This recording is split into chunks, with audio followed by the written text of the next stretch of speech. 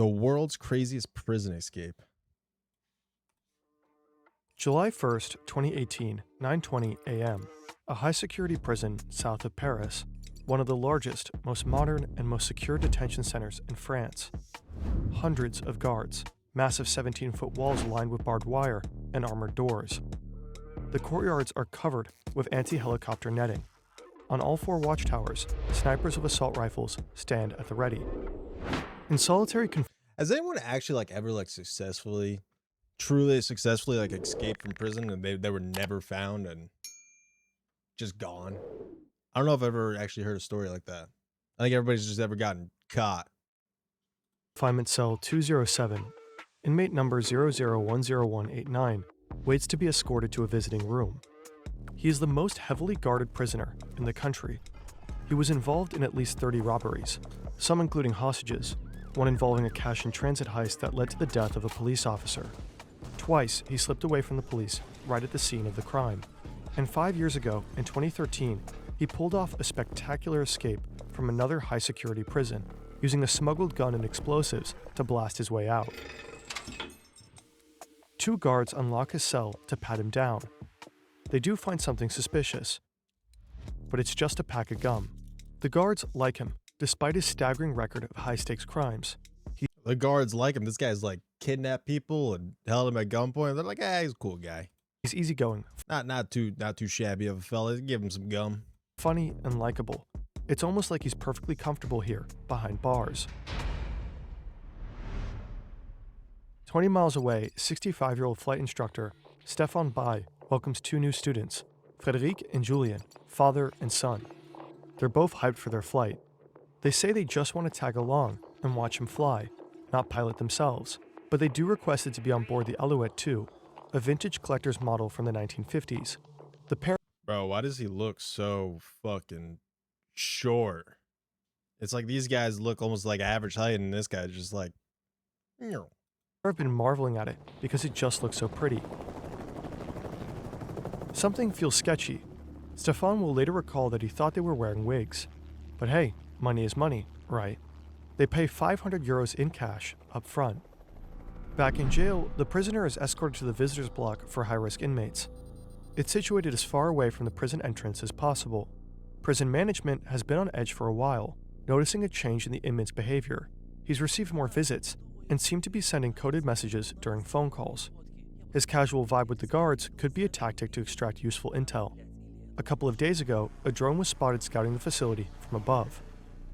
Stéphane is waiting for his students on an open field. He has landed on the clearing because they said they needed to stop to pee. They stepped out and disappeared behind some trees. When they return, they're armed. They claim to know his family and his home address. whoa. They say they have been watching him for months, and that their accomplices are waiting at his house as they speak. If he doesn't do exactly as they say, his family dies. They'll tell him where to fly next. On the visitor side of booth number 50, the inmate's older brother is waiting to see his sibling. He has no idea that his little brother is about to pull off the most spectacular prison break in French history.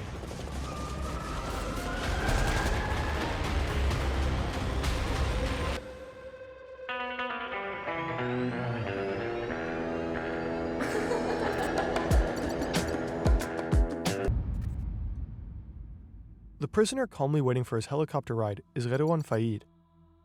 He's the country's most infamous criminal. He's also a best-selling author, a movie buff and adrenaline junkie, and to many in France's immigrant suburbs, he's also a legend. But to understand all this, we need to go back to the beginning.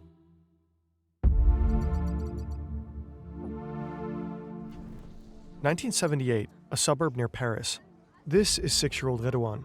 He's still in kindergarten, browsing through a newly opened store with his brother, who's 2 years older than him. There's not a single thing in this shop the two could afford. Their parents are Algerian immigrants. The father works in a factory, the mother cleans houses. At home, the boys shared a cramped 3-room apartment with 9 other siblings. 9 siblings? Oh my god. I could not imagine having 9 siblings. Holy sh. Social housing block is surrounded by wealthy suburbs, full of wealthy French kids. Redouane and his brother do not fit the mold, and the store detective makes sure they know it. He calls them petite merguez, a racial slur for Algerian immigrants. But other than that, he doesn't really pay attention to them. Out in the parking lot, the brothers divide up their haul. It's Redouan's first theft ever. A couple of weeks later, he gets caught. His parents are furious, and his father whips him 20 times with a belt. His mother makes him promise he will never steal again. Around this time, Redouan discovers the world of film, especially French crime thrillers and American gangster movies. He watches them on repeat, memorizes entire scenes, and acts them out at home for his family. By his teens, stealing isn't just survival anymore, it's a way of life. He and his friends swipe TVs, stereos, VCRs, car radios, and computers. They use the money to buy Adidas sneakers and flashy tracksuits. But more than anything, they go to the movies. Again and again. Why tracksuits, man? What's the why just use the money just instead of buying nice clothes, we're just gonna buy some tracksuits. Then, at 18 years old, Redouan commits his first bank robbery. He walks in armed, holds the bank employee at gunpoint, and threatens her with a line straight from the French crime film, Marine. "Shut up. Do what I tell you. I've got nothing against you. I only want the money. Think of your children." After the robbery, he simply goes back to school and studies for his high school. That's true, dude. Like anybody like in a bank robbery, why would you even try anything? It's not your fucking money. They're not taking anything from you. Why would you care, dude? Just yeah, hands up. You got it. You need the code? I got you. Exams. There's no one to scold him anymore at home.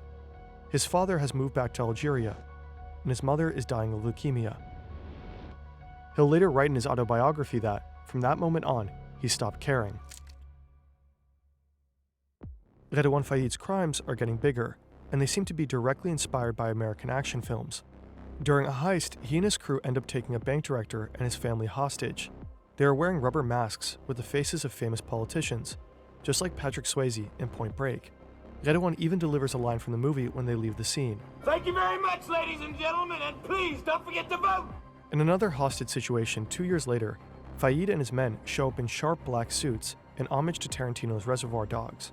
They even adopt the thing with the color-coded aliases. Mr. White, Mr. Blonde. So he's not just taking hostage. This guy's like a professional like bank robber. He wasn't just getting counts of taking hostages and shit. Mr. Blue, Mr. Orange, Mr. Pink. But this time the job goes sideways and they have to flee from the cops, just like in the movie. However, all these spectacular crimes still don't seem enough for Faïd. One of his all-time favorite gangster films is Michael Mann's Heat, and after watching it over and over again, he sets himself a new goal: the holy grail of robbery, armored trucks. An industrial area on the outskirts of Paris, Faïd is behind the wheel of a Renault. He spots his target, a 6-ton armored truck with 3 armed guards inside, and slams his car straight into it. Within seconds, 2 more cars appear, blocking the truck from the front and back. 5 men in hockey masks jump out, AK-47s in hand, just like in the movie Heat. They surround the truck, moving fast. One of them slaps an explosive-looking package onto the windshield. The guards step out and surrender. Faïd and his crew start emptying the truck, but there's a problem. It's simply too much cash. Moving the money out takes way too long. After just 3 minutes, police are on the scene. Gunfire erupts. Faïd takes a bullet to the shoulder. He does manage to escape with his crew, but he has lost blood on the crime scene. Now the police have his DNA and start to investigate his identity. Oof. Why don't these bank trucks have more? I feel like anytime I've ever seen them, it's just them by themselves. Why don't they have like cops following them? It's obviously a bank truck. It's pretty clear as day. They look, they have a certain look to them. Why aren't it's not just trying to keep it undercover? You might as well have like squad cars attached to it instead of just having a couple guys in an armored vehicle. And if they catch him, he's looking at 15 years behind bars. Stefan Bai and his 2 captors land for a second time. The hijackers have 2 more men waiting on the ground.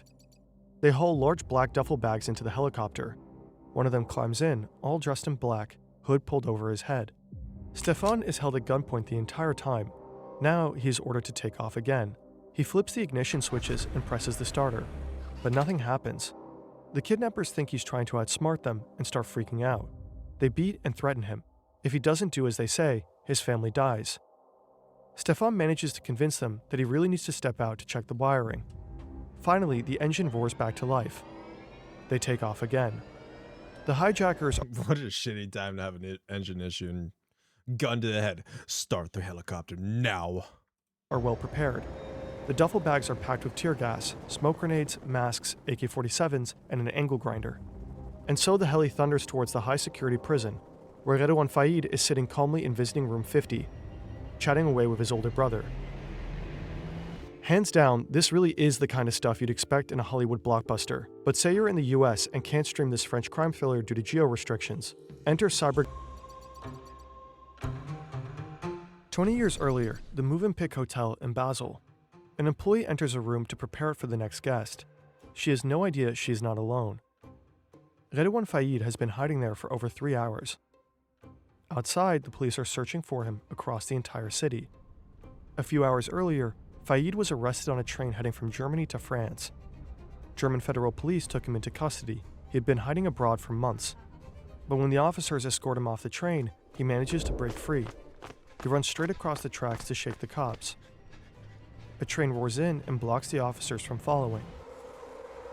He jumps several meters down and twists his ankle, so now he's limping. Somehow he makes it to the back entrance of the Movenpick Hotel and sneaks inside.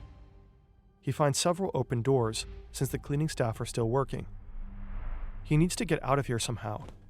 He thinks about calling a contact in Strasbourg, but he doesn't have a phone, so what now? There's a payphone right outside the hotel, but he also doesn't have any coins. He calmly approaches the receptionist to ask if she can give him some change for a bill. She places the coins in front of him, which leads to another problem. His hands are still I was about to say, is nobody going to question the fact that his hands are cuffed? cuffed. What if she notices and calls the police? Faïd keeps it cool, acts like he's casually reading a promo poster behind the desk. The moment the receptionist turns away, he quickly scoops up the coins. The first call fails, and he disappears onto the hotel rooftop to hide for a couple of hours. He tries again, turns around, and finds himself surrounded by 20 police officers. Yo. Oh, she had to have ratted him out. She had to have seen it and just played it cool, played it cool. The next day, Faïd is at the hospital with 2 officers to have his ankle checked. He seems to be in serious pain, but that's just an act. In a fraction of a second, he drops his crutches and snatches a gun from one of the officers. He trained in Krav Maga during his time in Israel, a super efficient military combat technique designed for fast defense and brutal disarmament. Before the second officer can react, Faïd drives his elbow into his face. The officer drops and Faïd takes his gun too. Then he runs, as fast as he can, for the second time in 24 Yo, who the fuck is this guy? What the? hours. You would think a guy like that would be watched extra closely in jail. At 11:18 a.m., this prison guard hears a strange noise. A low hum or buzzing sound coming from outside. To her, it sounds like a leaf blower. Weird, she thinks. You think a leaf blower and a helicopter set? Yeah, I don't think I could. I feel like I could tell a helicopter from a leaf blower. The gardeners are not supposed to work on Sundays. Well, it's not a leaf blower. But the facility is prepared for this. This sentinel receives an urgent order over the radio: unseal. The same thing happens on other watchtowers. Each one is equipped with a special case. The guard has to break the seal to open it. Inside is an HK G36 assault rifle. He grabs it and takes aim. The helicopter just keeps descending. The prison yards are covered with anti-helicopter netting. Flying in here would be a suicide mission. But this is not a random helicopter. It's a 60-year-old vintage model, just small enough to slip through this unsecured gap in the last one of the prison yards. Also, this is not a regular landing. In fact, they're not touching down at all. Redouan Faïd must have known somehow that prison guards are not allowed to shoot at a flying helicopter. There's a proper protocol for this. And maybe he also knew that Stefan Bay is one of the few pilots in all of France who are skilled enough to pull this off, to keep this specific type of vintage heli steady enough while hovering above the ground. Investigators will later discover that Faïd had been writing letters to Stefan's stepdaughter for 2 entire years. And this friendship was not Faïd's only connection to the outside world. because at this point, Redouane Faïd was already a star.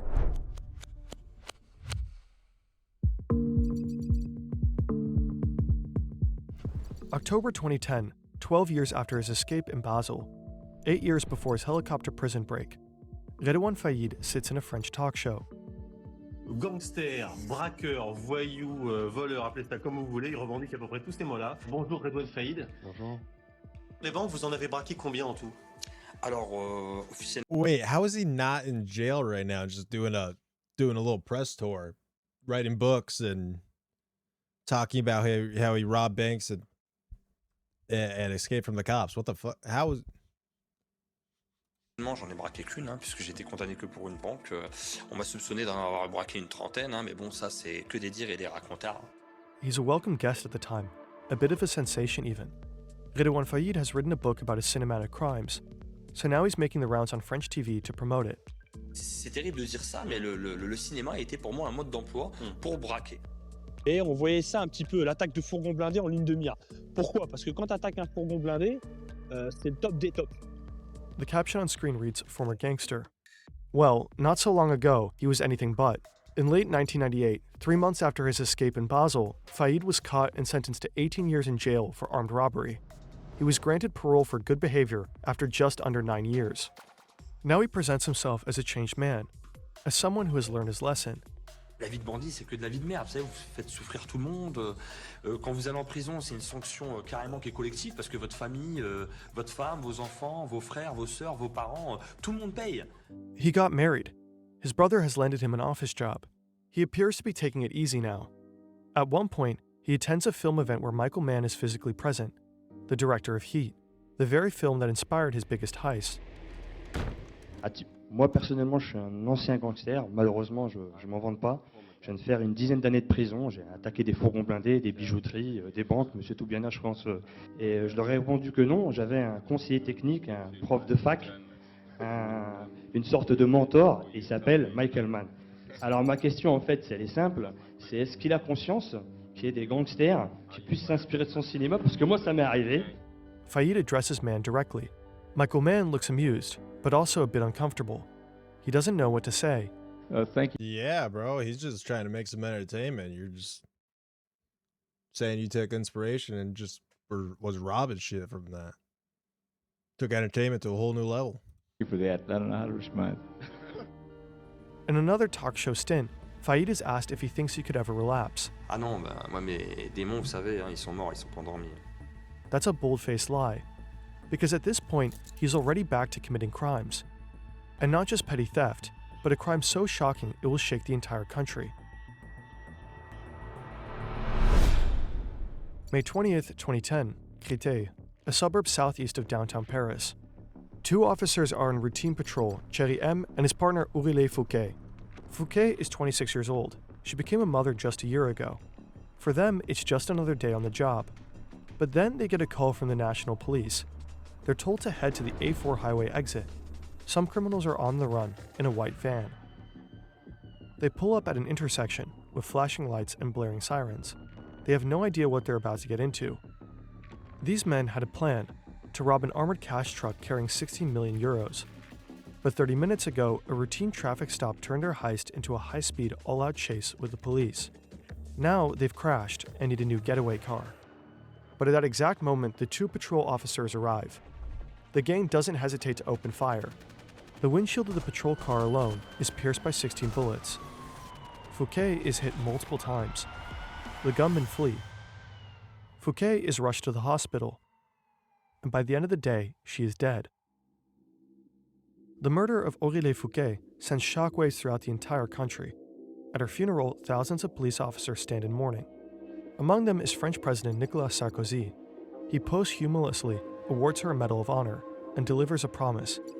He will do everything it takes to find out who did it.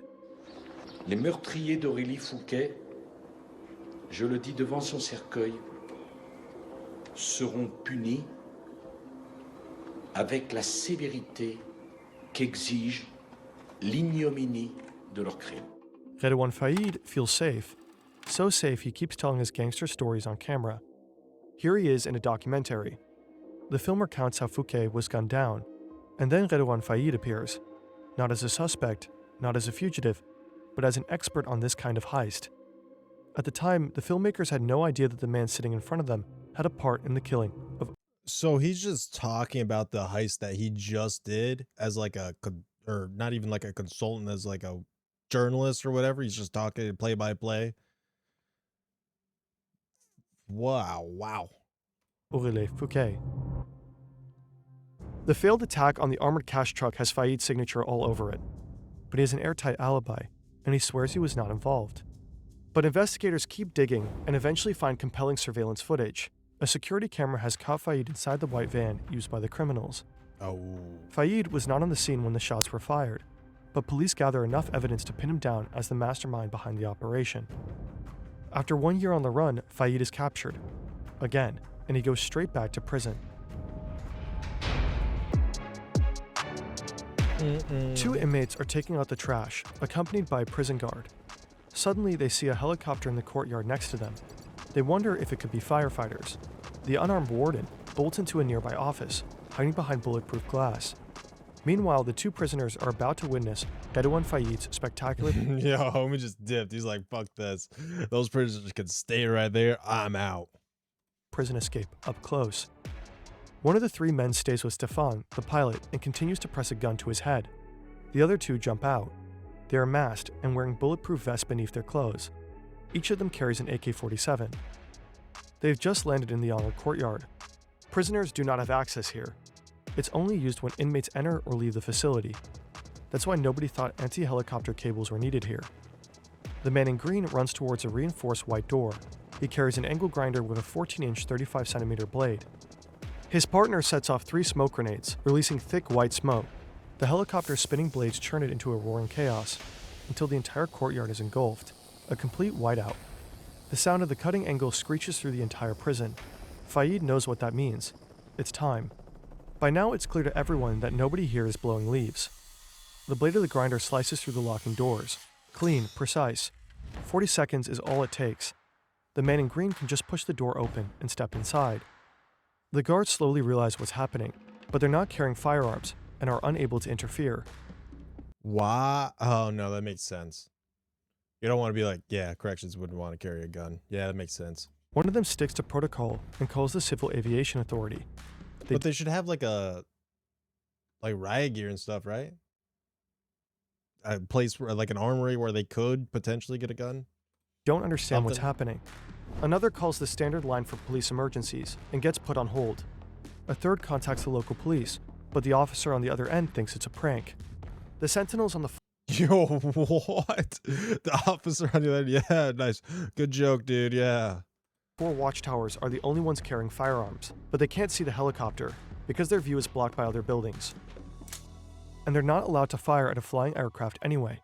Total, utter chaos. By now, Fayid's brother knows exactly what's going on. He's furious. He thought his brother was ready to change. And now this, another escape. He just can't help himself. Fayid's accomplice has already cut his way through several locks. And now he has reached the door to visiting room 50, where Redouane Fayid is waiting. The angle grinder slices through the metal. The door is open. Fayid has been waiting for this. He storms out and rushes down a long corridor, followed by the man in green. His brother is left behind, frozen and stunned. At 11:28 a.m., Redouane Fayid steps into the prison courtyard, 10 minutes after the helicopter got there. He sees the 2 inmates that have taken out the trash, brings his right hand to his temple, and gives them an Air Force salute. Then he climbs into the helicopter. Dozens of inmates stand pressed against the bars of their cells to watch. As the helicopter lifts off, the entire prison erupts into applause. It's almost like a movie scene. A French gangster who broke out of jail by hijacking a helicopter. A notorious gangster is on the run again. Criminal who is a big movie fan. He has broken out of prison twice now. And you can just about make out the helicopter flying off into the distance. Multiple armed men who hijacked a helicopter, which picked up Redouane Fayid from within the prison grounds. The news of Redouane Fayid's prison break spreads across the world. He was already famous, a TV figure, the center of a cult-like hype. But this is a whole new level. A well-known French actress writes on social media, "Bravo, Redouane Fayid. All of France is with you." The French police declare, Bravo, all of France is with you. Yo, this guy killed a cop, is robbing multiple banks. All of France is, yo. Player and the country's most wanted man. 3 months later, the authorities track him down. Hiding in an apartment in his hometown, Cailles, he's been disguising himself under a burqa during public outings. When he finally stands trial in 2020, authorities take extreme security measures, including a no-fly zone above the courthouse. The court cites a psychiatric assessment describing him as a social predator and gifted at manipulation. He uses his charm and intelligence to control others and get what he wants. Fayed himself says that for him, it was always about the adrenaline. He says he is addicted to it and calls himself a sick man.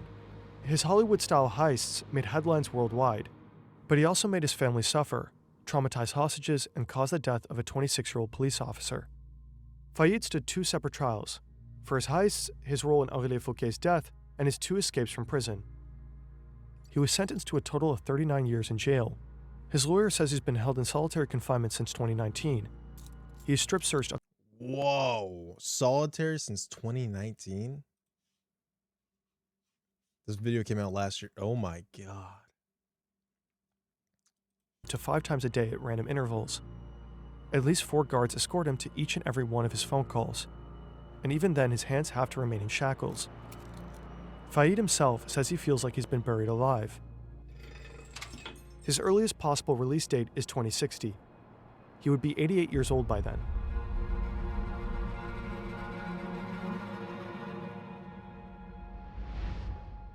Bro, I don't think he's getting out of that one. Oh my God. Being solitary confinement, guards on you 24/7. You have to be handcuffed. Jeez, what a video though, man.